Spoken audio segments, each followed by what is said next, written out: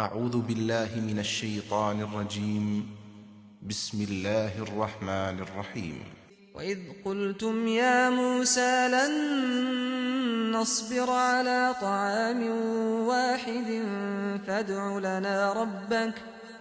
فادع لنا ربك يخرج لنا مما تنبت الأرض من بقلها وقثائها وفومها وعدسها وبصلها قال أتستبدلون الذي هو أدنى بالذي هو خير اهبطوا مصرا فإن لكم ما سألتم وضربت عليهم الذلة والمسكنة وباءوا بغضب من الله ذلك بأنهم كانوا يكفرون بآيات الله ويقتلون النبيين بغير الحق ذلك بما عصوا وكانوا يعتدون۔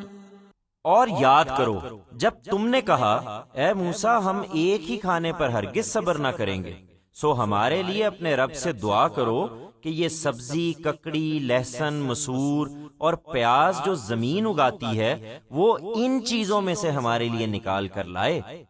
اس نے کہا تم ایک بہتر چیز کو کمتر چیزوں سے بدلنا چاہتے ہو؟ اچھا تو جاؤ کسی مصر ہی میں جا رہو، اس لیے کہ یہ جو کچھ تم مانگتے ہو وہاں تم کو مل جائے گا۔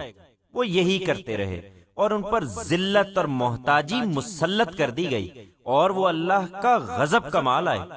یہ اس وجہ سے ہوا کہ وہ اللہ کی آیتوں کو نہیں مانتے تھے اور اس کے نبیوں کو ناحق قتل کرتے تھے۔